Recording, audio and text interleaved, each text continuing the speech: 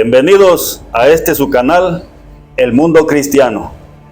Reciban un caluroso saludo de su hermano y amigo Luciano Hipólito Pérez.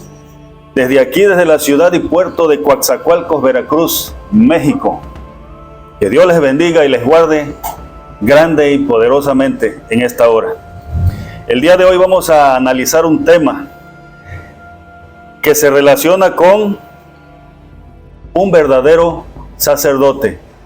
Aquellos sacerdotes que eran considerados por Dios santos y verdaderos. Vamos a analizar un poco acerca de la vida de los sacerdotes y si en la época actual se está cumpliendo con los requisitos que Dios solicitaba para que una persona ejerciera ese ministerio, o si realmente ese ministerio ya no existe y lo que ahora existe son pastores, evangelistas, etcétera, etcétera. Todo esto lo vamos a descubrir juntos hoy en el nombre de Jesucristo. Yo le invito a que abra su escritura en el libro de Apocalipsis. En el libro de Apocalipsis, capítulo 1, versículo 4 al 6. Les recuerdo, el tema va dirigido o basado en todo lo que sea relacionado acerca de los sacerdotes, servidores de Dios. Juan, el del Apocalipsis, decía: gracia y paz a vosotros, del que era y el que ha de venir, y de los 7 espíritus que están delante del trono, y de Jesucristo, el testigo fiel, el primogénito de entre los muertos, y el soberano de todos los reyes de la tierra, el que nos amó y nos lavó de nuestros pecados con su sangre, y nos hizo reyes y sacerdotes para Dios, su Padre, que es nuestro Padre. A Él sea la gloria, el imperio, por los siglos de los siglos. Amén. Aquí Juan, el discípulo amado del Señor, a través del libro de Apocalipsis, argumentaba y decía que toda la gloria y la honra sea al Hijo de Dios, Padre de nuestro Señor Jesucristo, y Dios y Padre de todos nosotros. A Jesucristo sea la gloria y la honra por todos los siglos, ya que Él, a través de su sacrificio en la cruz y por medio de su sangre derramada en ella, nosotros, al creer en Él, somos librados del pecado, limpiados del pecado y presentados ante Dios, justificados, sin mancha y sin contaminación. Desde el momento que aceptas a Jesucristo en tu vida, te liberas del pecado, pero algo muy hermoso es que también Él te reconcilia con Dios para que tú estés en paz con Dios. A partir de ese momento que Él te libera del pecado, tú tienes que dejar de pecar. Ya no pecar más, permanecer así, para que Jesucristo y la gloria de Dios Padre permanezca siempre en tu vida. Recuerda lo que Él le dijo a aquella mujer que habían condenado por adulterio: mujer, si nadie te condena, yo no te condeno, yo te perdono, pero ve y no peques más. Aceptar a Jesucristo es recibir la liberación de nuestros pecados, la purificación de nuestras vidas, y preparados para estar frente a Dios, justificados y reconciliados con Él. Entonces, vamos a hablar un poco hoy acerca de cómo sucedió esta situación, que nuestro Señor Jesucristo se convirtió en el sacrificio vivo para remisión de nuestros pecados, de tal manera que ya no tendrían que hacerse más sacrificios, porque Él es suficiente y a través de Él viene la liberación de pecados y la vida eterna. Nos remontamos al Antiguo Testamento. En el Antiguo Testamento Nuestro Dios Padre Celestial trató con las personas en general y en específico directamente hacia los hebreos por medio de profetas, por medio de reyes y por medio de sacerdotes. Los profetas eran la voz de Dios dictaminando o pidiendo al pueblo todo lo que Dios quería que el pueblo hiciese. Los profetas eran la voz de Dios cuando Dios quería comunicarse con ellos. Un profeta muy grande que existió en la antigüedad: Moisés, Elías, Eliseo, Enoc y muchos más, que fueron usados por Dios para mantenerse cerca de su pueblo. Los reyes, así como hubo reyes malos, hubo reyes buenos, que trataron de mantener unido al pueblo bajo la cobertura, la protección y la bendición de Dios. Reyes que se dejaron guiar por el Espíritu de Dios para servir a Dios y invitar al pueblo a que no dejaran de adorar a Dios. Tenemos muchos, como ejemplo tenemos al rey David, Salomón y muchos más. Pero también un punto muy importante y personaje muy importante en todo esto fueron los sacerdotes, los cuales no eran elegidos por voluntad humana, ni por los profetas, ni por los reyes. Los sacerdotes eran elegidos directamente por Dios para el servicio de Dios en el templo. Aunque los profetas o los reyes venían y daban el mensaje, pero la decisión y la determinación de que alguien sirviera como sacerdote en el templo de Dios dependía solamente de Dios. Si no era llamado por Dios, no tenía ni por qué meterse al templo sagrado, porque eran fulminados inmediatamente. Todo lo que no era de agrado de Dios, si entraba al lugar santísimo, eran muertos inmediatamente. Así sucedió con muchas personas que quisieron ingresar a ese lugar sin la autorización de Dios. Murieron por las manos de Dios. Con esto digo que Dios trató con las personas y en específico con los hebreos, profetas, reyes y sacerdotes. En el Nuevo Testamento, con la llegada de nuestro Señor Jesucristo, las cosas iban a cambiar y todo iba a dar un cambio, un giro. Y después de Cristo, no más profetas, no más reyes y no más sacerdotes, porque el trabajo, la función que los sacerdotes hacían,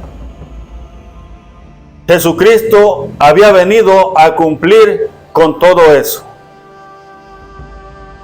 Ahora le explico. Los sacerdotes estaban en el templo. Como usted conoce la Escritura, el templo de Dios, que era llamado casa de oración, estaba dividido en dos partes. El lugar santísimo, y después del lugar santísimo estaba un velo. Después de ese velo estaba el lugar que se conocía como el lugar santo. En el lugar santo era donde se congregaba todo el pueblo de Dios. Pero en el lugar santísimo, donde permanecía noche y día una llama encendida, donde estaba el arca del pacto, que era la presencia misma de Dios, en ese lugar santísimo, detrás de ese velo, solamente podían entrar personal autorizado por Dios, como les decía al principio, y estos eran los sacerdotes, que se turnaban. Era un lugar que estaba custodiado por ellos noche y día. Si 2 o 3 sacerdotes estaban 24 horas en ese lugar, después de 24 horas venían otros 2 o 3 y así se iban turnando, pero ese lugar siempre estaba custodiado. Los sacerdotes eran como guardianes del templo. Pero además, un punto muy importante que era en la presencia de los sacerdotes ahí, que en el momento que cualquier persona llegaba, no importando el día, con una ofrenda de un cabrito, o sea, de una oveja, o de una o dos palomas, o de dos palominos, y esta persona llegaba con el deseo de ser purificado de sus pecados, para esto estaban los sacerdotes. Ellos eran los intermediarios entre Dios y los hombres. Ellos eran los mediadores entre Dios y el pueblo. Aunque ellos no tenían el poder ni la autoridad de decir tus pecados te son perdonados, porque ellos no tenían esa facultad de perdonar pecados, pero sí ellos, su función ahí era interceder ante Dios para que Dios, a través de la ofrenda del cordero, de las palomas o de los palominos, perdonara los pecados de aquella persona que había llegado con el deseo de tener una purificación a través del sacrificio. No perdonaban pecados, pero sí eran mediadores entre Dios y las personas. Por esto era muy importante la presencia de los sacerdotes en las casas de oración, conocidos como templo del Dios vivo. Entonces, los sacerdotes, en ese plan tan importante de Dios, para el cual Dios los estaba usando, tenían que estar completamente consagrados al servicio de Dios. Ellos realmente tenían que vivir una vida mucho más en santidad que el propio pueblo. Aún un sacerdote, cuando iba a ingresar al lugar santísimo, hacía una ofrenda de cordero, o sea, una oveja, la mataba, la ofrecía a Dios y le decía a Dios: por si hay algún pecado del cual yo no estoy consciente, quiero que me perdones y que me purifiques. Esa era la purificación del alma, la purificación de pecado a través de los sacrificios de los corderos, para que ellos pudieran ingresar al lugar santo sin el temor de que Dios los fulminara inmediatamente. Nadie podía ingresar al lugar santo con algún tipo de pecado o contaminación pecaminosa. Entonces, el lugar santo y el lugar santísimo, pero el mismo lugar era para hacer adoración e invocación al Dios invisible, al Dios todopoderoso.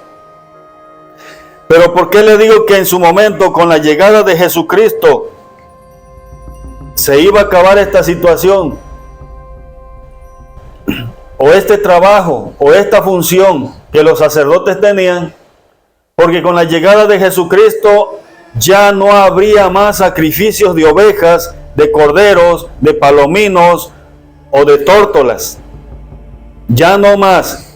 Con la llegada de Jesucristo, Él se iba a ofrecer en sacrificio vivo para el rescate de toda la humanidad, y ya no iba a ser necesario hacer ningún otro sacrificio. Ahora toda persona que quisiera venir al templo o a la casa de oración iba a venir, pero tenía que aceptar a Jesucristo en su vida, para que a través de Jesucristo, como sacrificio vivo, sus pecados fueran perdonados. Para que a través de Jesucristo nosotros tuviéramos, ahora sí que, el intermediario entre Dios y los hombres. ¿Qué sucedió? Que los sacerdotes eran intermediarios, ya no más. Ahora Jesucristo es el único intermediario entre Dios y los hombres.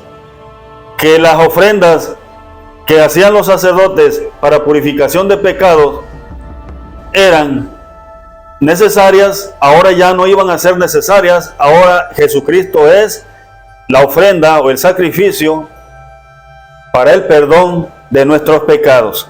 Por esta razón, la existencia o el ministerio de los sacerdotes estaba llegando a su fin con la llegada de Cristo, además de todos los privilegios que ellos tenían con el hecho de ser sacerdotes.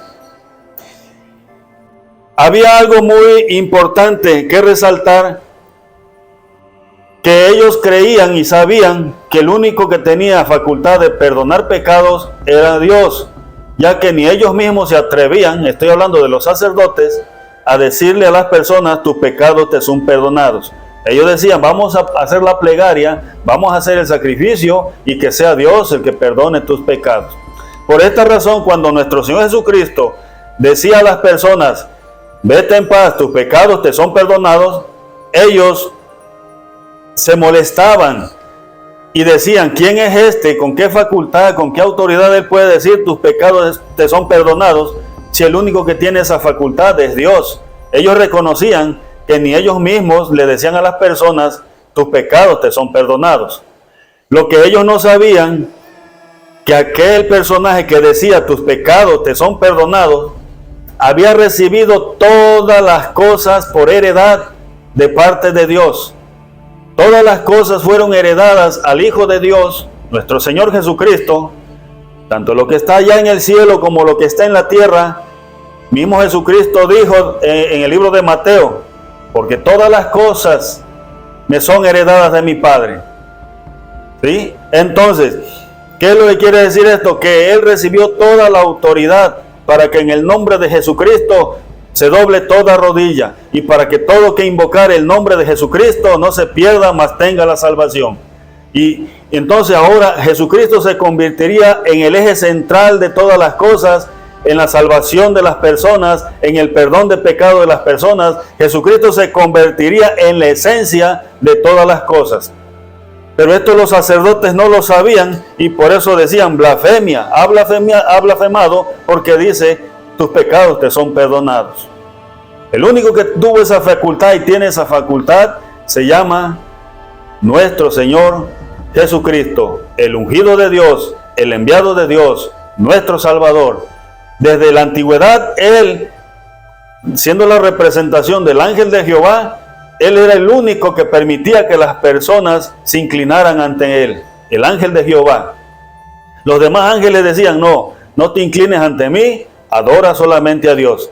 Pero Él sí aceptaba que se inclinaran a Él porque Él tenía toda la autoridad concedida por su Dios Padre y Dios y Padre de todos nosotros. Y cuando Él anduvo en la tierra con la representación de un ser humano, nuestro Señor Jesucristo traía esa autoridad concedida por nuestro Padre Celestial. Y ahora, ¿quieres tú tener perdón de pecado? ¿Quieres tú ser liberado de pecado? ¿Quieres tú ser reconciliado con Dios?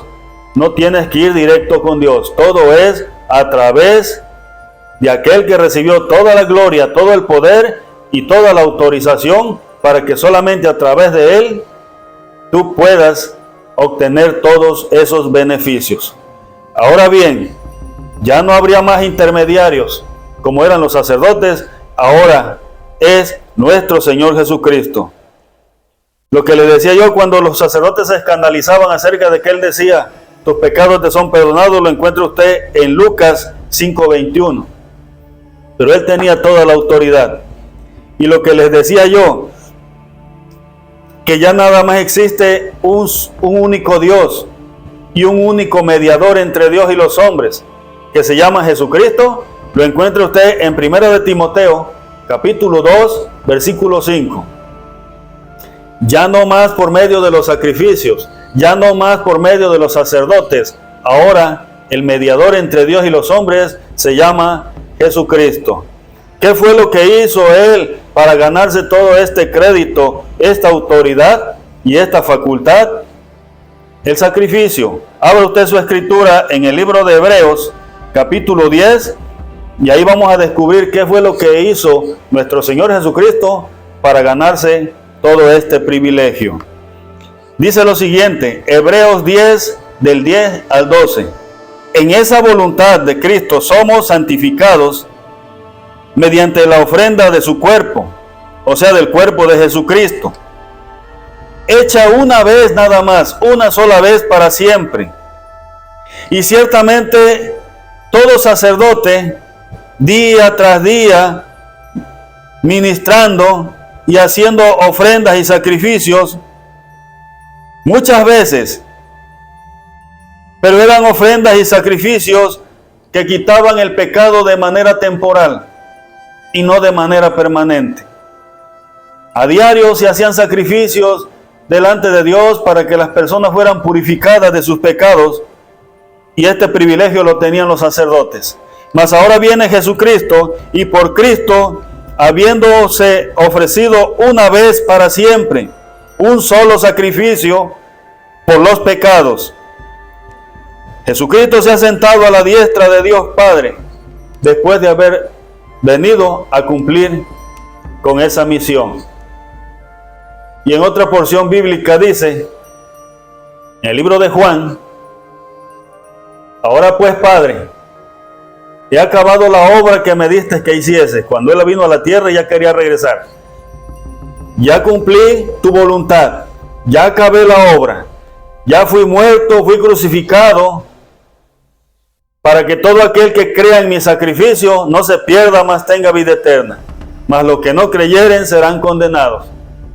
El libro de Juan 17 dice, ahora pues, Padre, glorifícame tú al lado tuyo con la gloria que tuve contigo antes que el mundo fuese.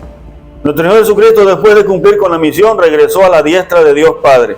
Eso te lo dice Juan y te lo dice esta porción bíblica que leímos. Él es el único que está a la diestra de Dios Padre hasta la fecha, intercediendo por los pecados de la humanidad. Ya sácate esa idea que el apóstol Pablo, que el apóstol Pedro, que Marta, María y que otros personajes más están delante de Dios intercediendo por ti. Ellos no están ahí, ellos murieron, están durmiendo, están esperando la resurrección del único que sí resucitó y está vivo y está a la diestra de Dios. Él es el que los va a resucitar y los va a levantar para que un día estén delante de la presencia de Dios. Pero mientras y no sucede eso, el único que está a la diestra de Dios se llama Jesucristo y Él es el que intercede por todos nosotros. El apóstol Juan en su capítulo 1 dice, porque amados míos, si alguno ha pecado, sabemos que abogado tenemos para con el Padre, se llama Jesucristo.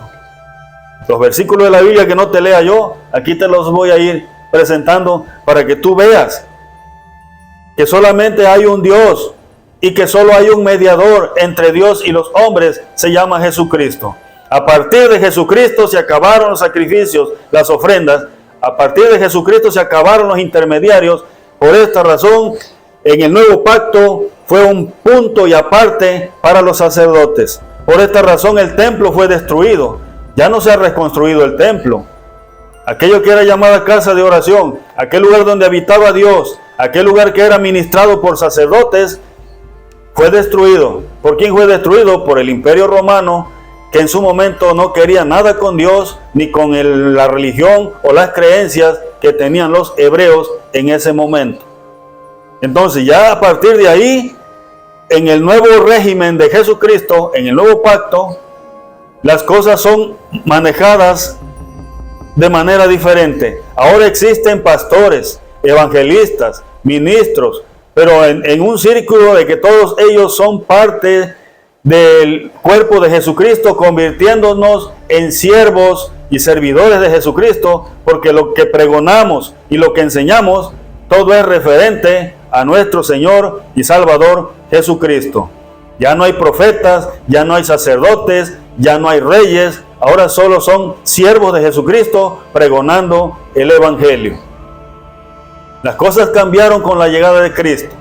Él es el único mediador entre Dios y los hombres. Te voy a hablar un poco acerca de las características que tenían los sacerdotes en su momento. Y si en estos tiempos alguien quiere ser sacerdote, que ya no es, ahora son pastores, tendría que ser como Dios lo requería en la antigüedad, refiriéndonos a los sacerdotes. Te dije que había lugar santísimo y cualquiera que iba en inmundicia no podía entrar ahí. En estos tiempos, usted califíquelo, usted véalo. Analicemos un poco acerca de las características de un sacerdote. Número 1, eran casados. Número 2, tenían hijos.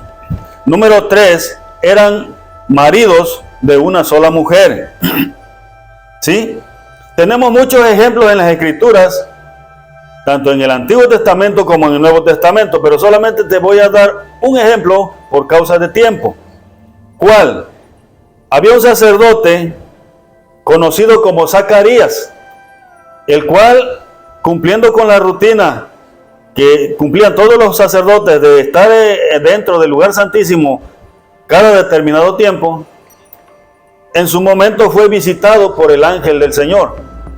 Al igual manera, el sacerdote tenía su esposa que se llamaba Elizabeth, y a la cual también el ángel del Señor la visitó, con el plan y el propósito de darles un hijo, ya que Elizabeth era estéril. Y ese hijo que le dio se llamó Juan el Bautista. Entonces este sacerdote tenía mujer y tenía hijo, como muchos de los sacerdotes que servían en el ministerio o en el sacerdocio para la obra de Dios. Los apóstoles también tenían esposas, también tenían suegra, también tenían hijos. ¿Dónde puedes tú encontrar esto? Primero, del sacerdote que te hablé, de Zacarías, lo encuentras en Lucas 1:5. Ahí te habla de Zacarías, que era un sacerdote apartado para el servicio de Dios, que tenía esposa y que tenía hijo. Si te vas con los apóstoles, en el libro de Mateo 8, 14 y 15, te habla que en una ocasión nuestro Señor Jesucristo visitó a la suegra de Pedro. Y para que un hombre tenga suegra, pues debe tener esposa. Y si esa mujer es tu suegra, es porque tú estás casado con su hija. No puedo decir, no, pues sí tenía suegra, pero no tenía esposa. Esa sería una ignorancia de aquellos que se dicen estar muy preparados en letras, pero en lo espiritual o en la escritura están completamente vacíos. Si Pedro tenía suegra, es porque tenía esposa. ¿Y dónde te confirma esto? En el libro de Primera de Corintios, capítulo 9, versículo 5. Pedro también se le conocía con el nombre de Cefas.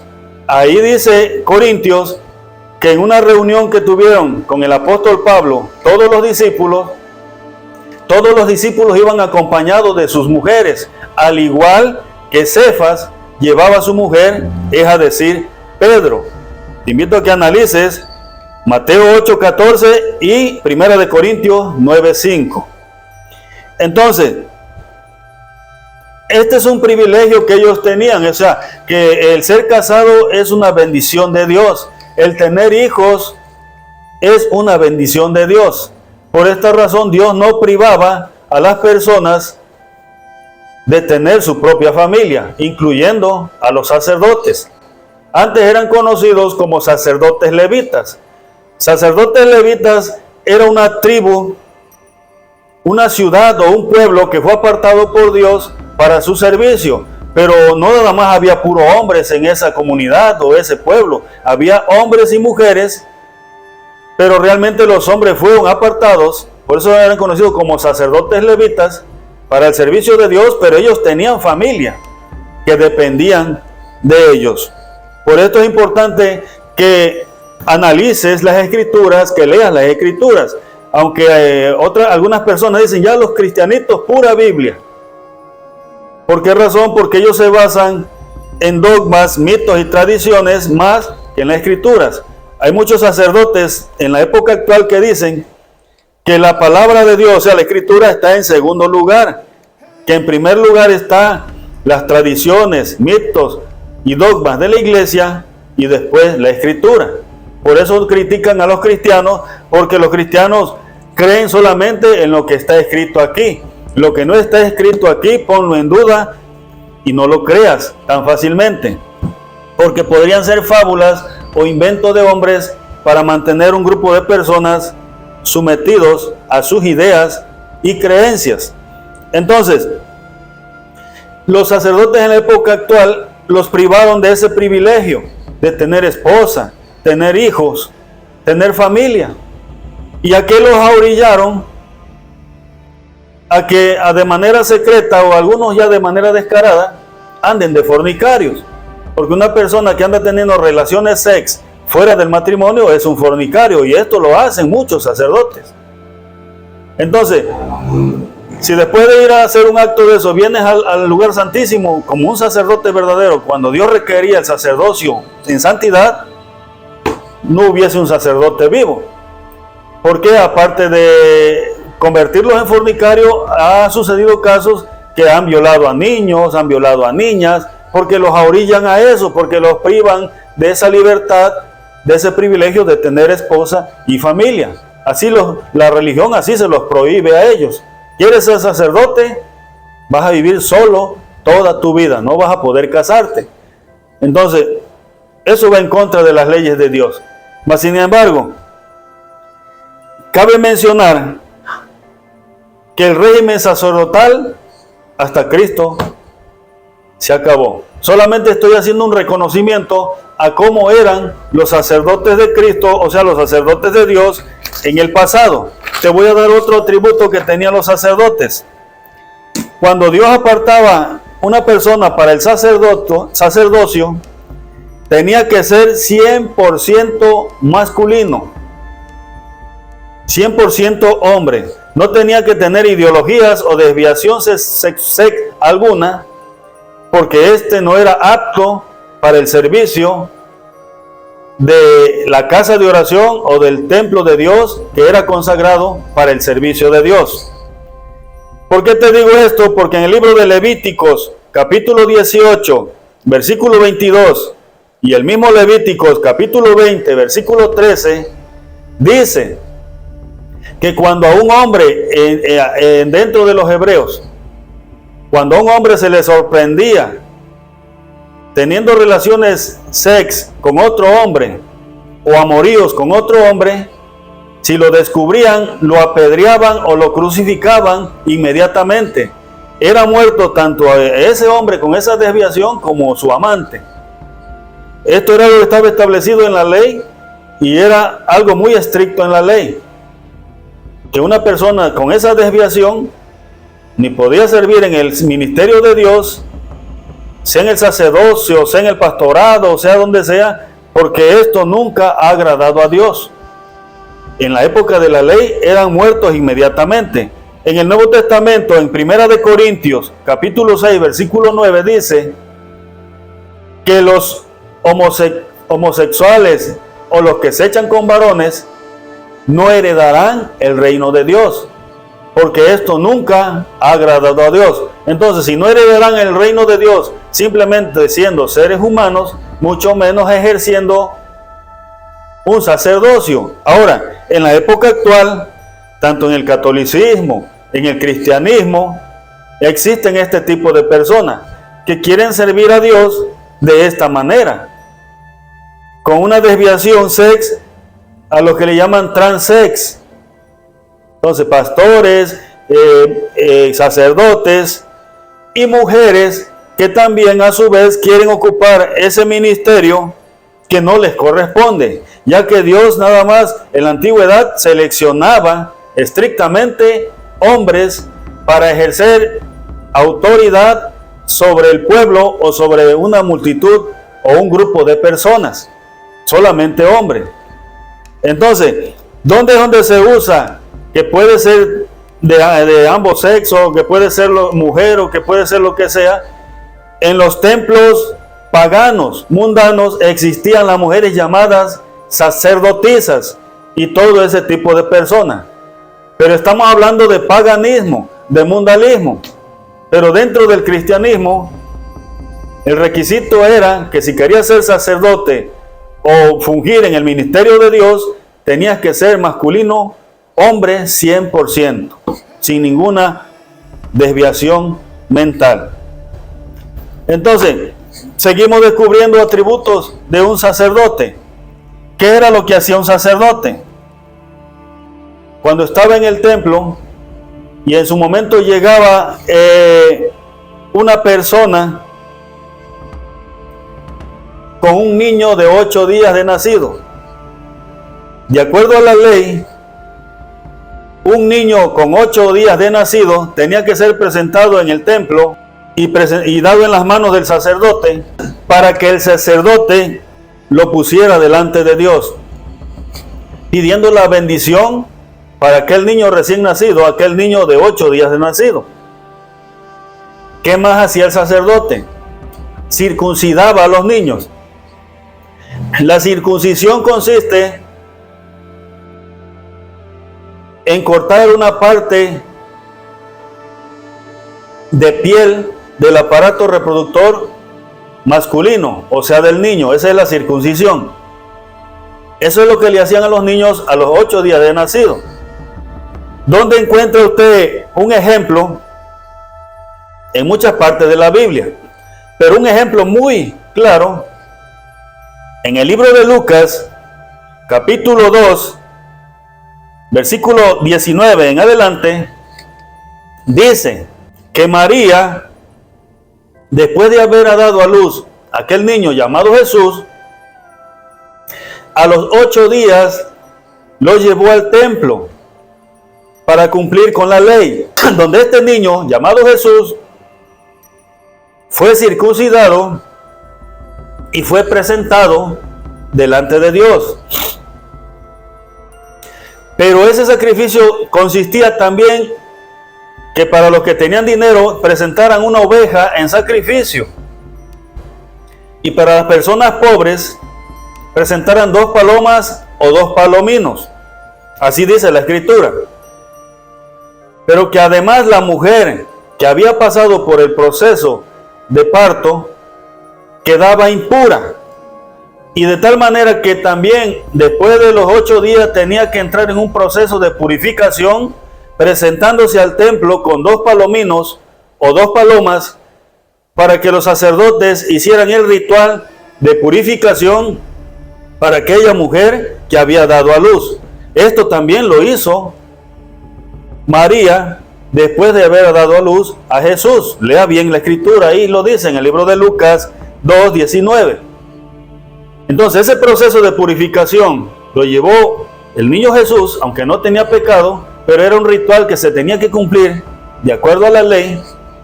Pero también lo hizo María, ya que todas las mujeres después del parto quedaban impuras. ¿Qué es impureza? Era una contaminación que no era agradable delante de Dios ni de los hombres, porque cuando una mujer andaba impura no podía andar ni entre la sociedad. Esta era una situación que hacían las mujeres también cada mes, ya que cada mes a ellas se les presenta un periodo por el cual las mujeres hebreas tenían que ir al templo y presentar el sacrificio de ofrenda, sea un cordero, sea 2 palomas, o sea 2 palominos, para la purificación. Usted lea la historia, lea la Escritura y se dará cuenta que María pasó todas esas etapas de purificación como cualquier mujer de carne y hueso, y no era una diosa sobre esta tierra, era una mujer que también llevaba todos esos procesos de purificación. Ahora, otra cosa que hacían los sacerdotes en ese momento no era bautizar a los niños. En la historia usted no va a encontrar que los sacerdotes bautizaban niños, ni a personas adultas. Ellos lo que hacían era presentar a los niños y hacer todo el ritual de purificación y nada más. Ningún sacerdote en la antigüedad se conoce en la Escritura que haya ejercido el bautismo de personas adultas o de niños. Cuando llevaron un grupo de niños a Jesús para que Jesús los bendijera, en el libro de Mateo 19:13, era para que Jesús los bendijera y los presentara ante Dios, pero no para que Él los bautizara.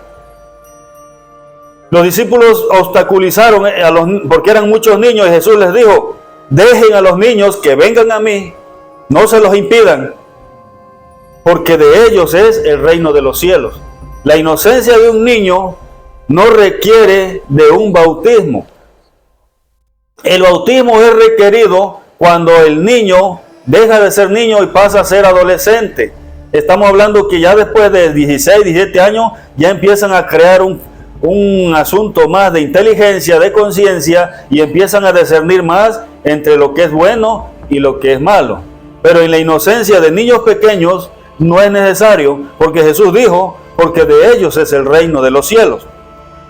Cuando los apóstoles, cuando Juan el Bautista invitaba a las personas a ser bautizadas, no se ve en la historia de la Escritura que ellos hayan bautizado niños. Ellos llamaban a las personas a ser bautizadas a través del mensaje de el arrepentimiento. Juan el Bautista decía: arrepentíos y convertíos, arrepiéntanse de sus pecados y bautícense.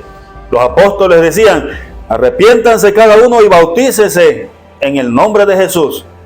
O arrepentidos y convertidos para que vengan de la presencia de Dios tiempos de refrigerio. Era el mensaje que daban primero antes del bautismo. ¿Por qué? Porque el bautismo es por arrepentimiento y para liberación de pecado. ¿Qué significa el bautismo? El bautismo tiene que ser como cuando te van a sepultar, cuando te van a meter una caja, de esa manera, te sumergen al agua. Significa que el bautismo tú dejas un viejo hombre, una vieja forma de vivir, una vieja persona, y resucitas con Cristo al salir del agua en una nueva persona para vivir con Cristo. Dejas tus pecados, dejas tus maldades, dejas todo el mundo enterrado en el agua y resucitas con Cristo. Eso simboliza el bautismo. Resucitas con Cristo sin pecados, sin contaminación y reconciliado con Dios. Además, que el bautismo es un requisito muy importante que era solicitado por nuestro Señor Jesucristo, porque Él decía: todo el que creyere en mí y fuere bautizado será salvo, mas el que no creyere será condenado. Entonces, por esta razón el bautismo solamente era para personas adultas, y esto se empezó a pregonar después de Cristo. Empezó a impulsarse el bautismo después de Juan el Bautista. Entonces, los sacerdotes nunca bautizaron a nadie, nunca ejercieron perdón sobre nadie, porque no tenían esa autoridad. Y supongamos que tú quieres servir a Dios, ya sea que quieres llevar el título de sacerdote, quieres llevar el título de pastor, no importa. Pero lo que te estoy aclarando es que los sacerdotes ya no deberían de existir. Pero vamos a suponer, tendrías que ser llamado directamente por Dios para su servicio, no por los hombres. Tendría que Dios mandar un ángel y aparecerte y decirte: quiero que tú seas sacerdote y vas a servir en mi templo, en mi casa de oración. Seleccionado directamente por Dios. Esto ya no sucede así. Por esta razón, ahora todos los que se dicen ser sacerdotes en la época actual son seleccionados por los hombres. Y estos que son seleccionados por los hombres llevan un proceso de más de 12 años, donde a ellos solamente se les enseña 20% Biblia y 80% dogmas, mitos y tradiciones, que es donde se fundamenta la Iglesia Católica Apostólica Romana, en dogmas, mitos y tradiciones. Si tú le dices que tú nada más pura Biblia, se van a burlar de ti y te van a decir: los cristianitos pura Biblia, y ellos te van a decir que la Biblia para ellos es un segundo lugar y que en primer lugar son los dogmas, mitos y tradiciones de la iglesia. ¿Y por qué te lo dicen los sacerdotes? Porque ellos así lo aprendieron. Y ellos van a discutir y a contender contigo de acuerdo a todo eso que ellos saben. Pero de acuerdo a la Escritura tienen muy poco. De acuerdo a lo espiritual tienen muy poco. Porque muy poco se basan ellos en las Escrituras. Ahora, si tú crees que la Escritura es palabra de Dios, debería tener siempre el primer lugar, porque a través de esta palabra es como tú vas a darte cuenta cómo Dios quiere que tú andes delante de su presencia. A través de esta palabra tú vas a darte cuenta qué es lo que Jesucristo quiere hacer en tu vida y qué es lo que sucede si tú aceptas a Jesucristo y qué sucede si tú niegas a Jesucristo. A través de esta escritura tú te vas a enterar de cómo vas a caminar delante de Dios. Si no te dan escritura y te dan pura basura, nunca te vas a enterar qué es lo que quiere Dios hacer en tu vida o qué es lo que el cambio que quiere hacer Jesucristo en tu vida, porque no lees la escritura. Entonces, hay algo muy importante, que el que enseña la palabra de Dios debe hacer su fundamento en las profecías de la antigüedad como del Nuevo Testamento. Ahora los verdaderos profetas que hay en la época actual son los que hablan de las profecías ya escritas.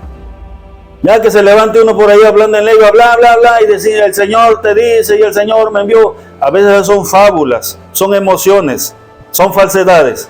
El verdadero profeta de hoy es el que te habla de todo lo que está escrito aquí. Y ya no va a agregar más, ni a quitar más de lo que hay aquí. Esos son los profetas de hoy en día, los que son usados por el Espíritu Santo, los que son usados por Jesucristo para esparcir el Evangelio. Por esto ahora ya no son sacerdotes, ahora son llamados pastores, ministros, evangelistas, los profetas, los que pregonan la palabra. Estos son los verdaderos impartidores de las buenas nuevas de salvación. ¿Por qué el sacerdocio, el ministerio del sacerdocio hasta la llegada de Cristo se acabó? ¿Y qué más se terminó con la llegada de Cristo? ¿Qué beneficios se terminaron para los sacerdotes? Te invito a que veamos lo siguiente. Vamos a ver la historia primero. En la tribu de Israel, como usted conoce, Israel cuenta con 12 tribus. Y cada persona de las que le voy a mencionar representa una tribu.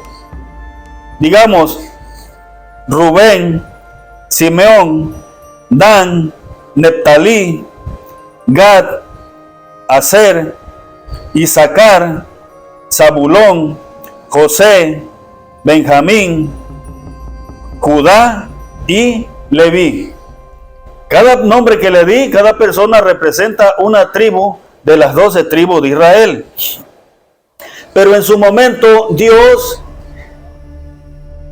designó a través de sus servidores que 11 tribus iban a ser beneficiadas con las promesas que Dios les había hecho, que era heredarles la tierra que fluye leche y miel, la tierra de Canaán. Y a todos se les heredó tierra para que la sembrasen, para que criaran animales, etc. Pero solamente hubo una tribu que no tuvo los beneficios de heredad de tierra ni ningún bien, que solamente lo que ellos tenían era la casa donde vivían. Fueron la tribu de Leví. Esa tribu de Leví, ese pueblo, esa comunidad fue apartada por Dios para el servicio del sacerdocio. Como les decía antes, pero ellos tenían familias, tenían mujeres, tenían hijos que dependían de ellos. Por esta razón, Dios, al seleccionarlos para el servicio de las 24 horas del día en el templo, ellos no tenían dónde sembrar, no tenían dónde cosechar, no tenían dónde criar animales, no tenían nada más que la casa donde vivían. Ellos iban a vivir bajo la esperanza de que las 11 tribus les apoyaran con algo, o bajo la bendición de Dios. Por esta razón Dios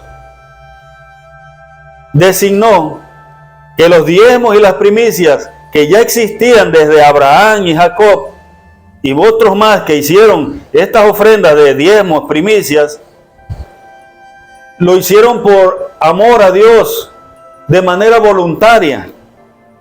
Ofrecían ofrendas, ofrecían diezmos, primicias a Dios de manera voluntaria, por amor a Dios. Cuando llegó la época de la ley, en la época de Moisés, Dios determinó que ya no iba a ser de manera voluntaria, ahora iba a ser de manera obligatoria, bajo los reglamentos de que ellos tenían que sacar el 10% de todo fruto o animal, y iban a sacar la primicia de todo fruto o animal, y lo iban a llevar al templo, para beneficiar de esta manera a aquellos que estaban solamente bajo la bendición de Dios y que no tenían nada, porque habían sido seleccionados exclusivamente para el servicio de Dios. Estoy hablando de los sacerdotes levitas. Eran conocidos como sacerdotes levitas porque eran de esa tribu, de la tribu de Leví. Entonces Dios los beneficia de esta manera, con diezmos, primicias, ofrendas, etc. Pero además la ley establecía que el 10% de todo eso que la gente llevaba al templo, el 10% los sacerdotes lo iban a entregar a Aarón. Aarón era el líder de todos los sacerdotes y era beneficiado con el 10% de los diezmos y las primicias que el pueblo llevaba a la casa de Dios. Aarón, ¿qué era lo que hacía? Sacaba el 10% de lo que él recibía y le daba también su 10% a Moisés. Lea la escritura. El 99% que quedaba en la casa de Dios, los sacerdotes tenían la indicación de hacer lo siguiente. Los sacerdotes repartían o compartían esa bendición con viudas, huérfanos y las personas más pobres del pueblo. De tal manera que toda esa bendición que llegaba a la casa de Dios fuera compartida en conjunto para que nadie tuviera necesidad. De esta manera eran manejados los diezmos, las primicias y todas las regalías que llegaban al templo de Dios en la época de los sacerdotes levitas, en la época de la ley.